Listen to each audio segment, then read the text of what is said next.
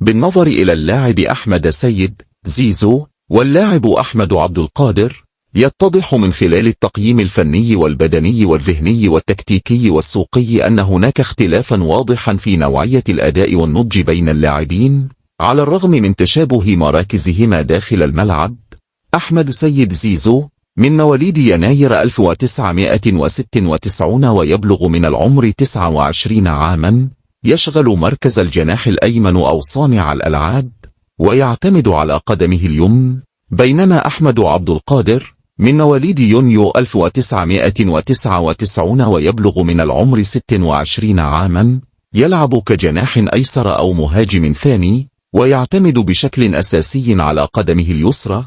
من الناحية البدنية، يبلغ طول زيزو 180 سنتيمترا ووزنه 75 كيلوغراما، في حين يبلغ طول عبد القادر 183 سنتيمترا ووزنه 78 كيلوغراما. على مستوى المهارات الفنية، يتميز زيزو بإجادة التمريرات القصيرة والطويلة، والكرات الثابتة، والكرات العرضية بدقة عالية، كما يملك تسديدات قوية من خارج منطقة الجزاء.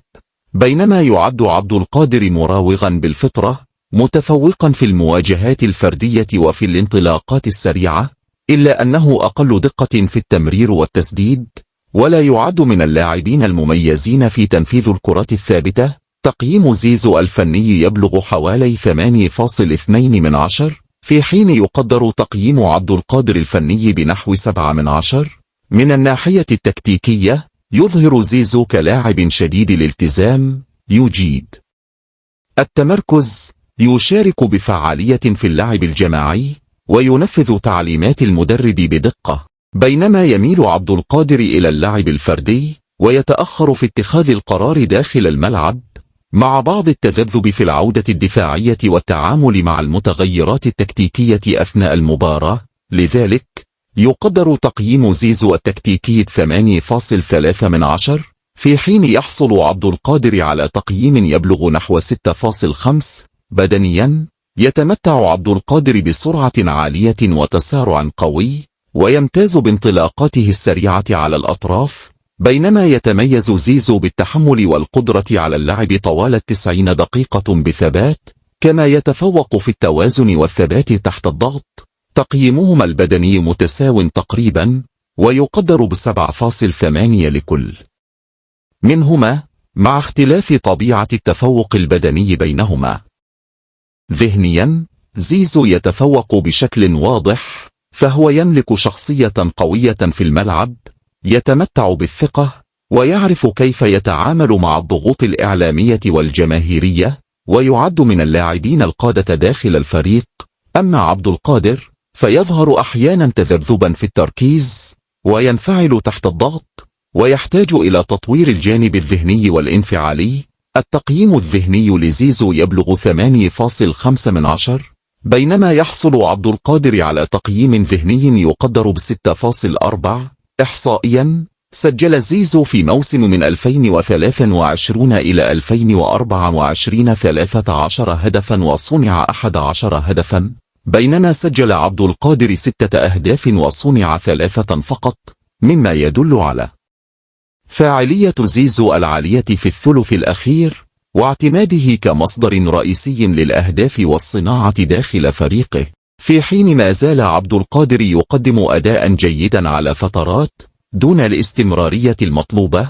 سوقيا، تقدر القيمة السوقية لزيزو حاليا بنحو 2.5 إلى 3 ملايين يورو، نظرا لمكانته في الزمالك وخبراته في الدوريين البرتغالي والسويسري، إلى جانب تألقه في البطولات القارية مع الزمالك والمنتخب. أما عبد القادر فتبلغ قيمته السوقية نحو 1 إلى 1.5 مليون يورو، ويرتبط اسمه أحيانا بالانتقال إلى أوروبا بسبب خصائصه المهارية والبدنية.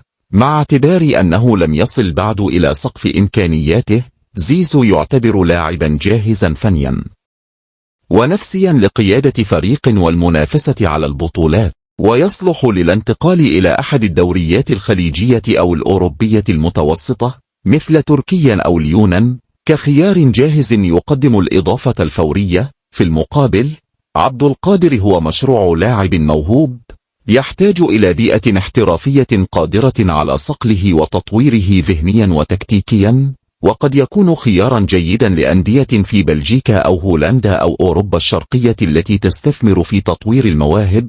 عند تقييم اللاعبين بنظام شامل من 10 درجات، يحصل زيزو على تقييم إجمالي يبلغ 8.1 بينما يحصل عبد القادر على 6.9، مما يوضح أن زيزو هو اللاعب الأكثر اكتمالا ونضجا حاليا، بينما يظل عبد القادر موهبة خام تملك قدرات واعدة إذا أحسن استغلالها. فيما يلي تقرير كشفي مقارن ومتكامل بين اللاعبين الثلاثة: أحمد عبد القادر، حسين الشحات، وطاهر محمد طاهر، وفقا للمعايير الفنية والتكتيكية والبدنية والذهنية والسوقية، بأسلوب تقارير الكشافين الفنيين التي تعتمد عليها الأندية في اتخاذ قرارات التعاقد أو التجديد أو الإعارة. تم توحيد مقياس التقييم إلى 10 درجات مع الأخذ بعين الاعتبار اختلاف الأعمار، المراكز، أسلوب اللعب، وسقف التطور المستقبلي.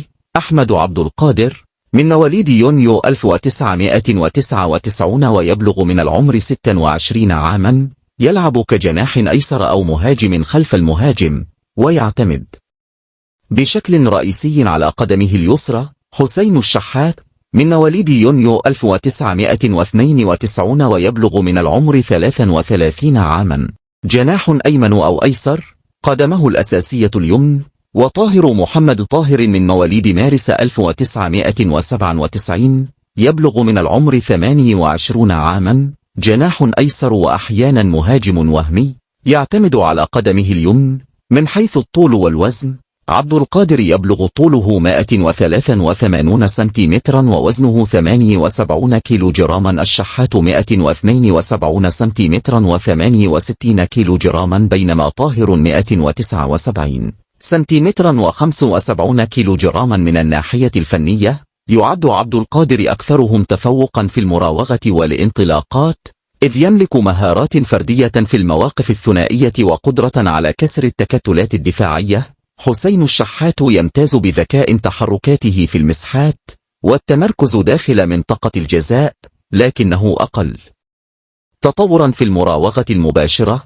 طاهر محمد طاهر يملك تسديدات قوية وسرعة جيدة، لكنه يفتقر إلى الحلول الفردية في كثير من المواقف. من حيث التمرير وصناعة اللعب، يتفوق الشحات نظرا لخبرته وسرعة اتخاذ القرار.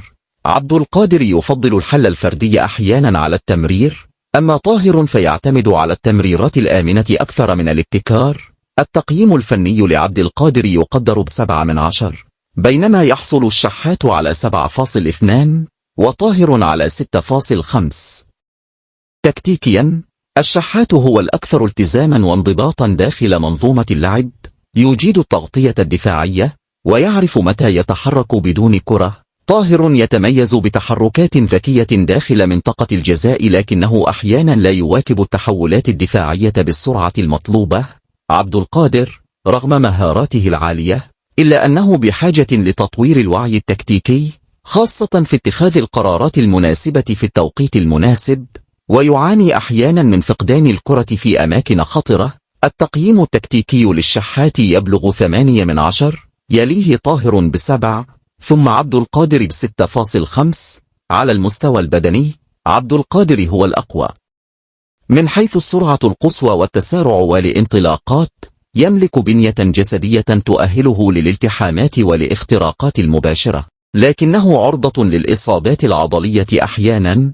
الشحات يمتاز بالرشاقة والسرعة في الخطوات الأولى، لكنه أضعف بدنيا، وقد تأثر بدنيا مع التقدم في العمر. طاهر لاعب متوازن بدنيا، يملك بنية مناسبة، لكنه ليس من النوع المنفجر بدنيا أو السريع جدا. تقييم عبد القادر البدني يبلغ 7.8، يليه طاهر ب7.2، ثم الشحات ب6.8.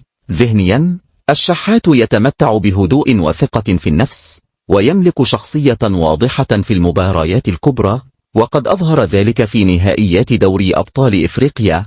عبد القادر يعاني أحيانا من التوتر في الضغط العالي، ويحتاج لمزيد من النضج الذهني. بينما طاهر لاعب مجتهد ومنضبط، لكن تسيطر عليه الحذر الشديد في اتخاذ القرارات داخل منطقة الجزاء، وهو ما يؤثر على أرقامه الهجومية. التقييم الذهني للشحات يبلغ 8 من 10، يليه طاهر ب7، ثم عبد القادر ب6.4. سوقيا. حسين الشحات يمتلك حضورا جماهيريا جيدا وحقق بطولات عديدة مع الأهلي، لكن عمره الحالي يجعله خارج حسابات الانتقالات الكبرى، وتبلغ قيمته السوقية حوالي 700 ألف يورو.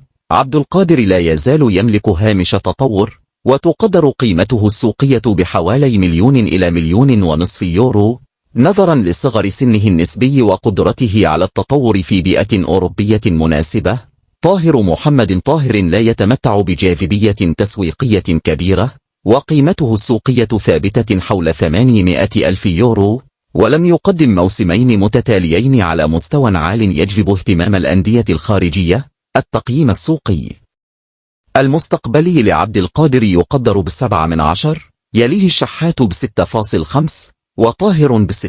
عند جمع التقييمات النهائية الشاملة، يحصل حسين الشحات على تقييم إجمالي يبلغ 7.4 من 10.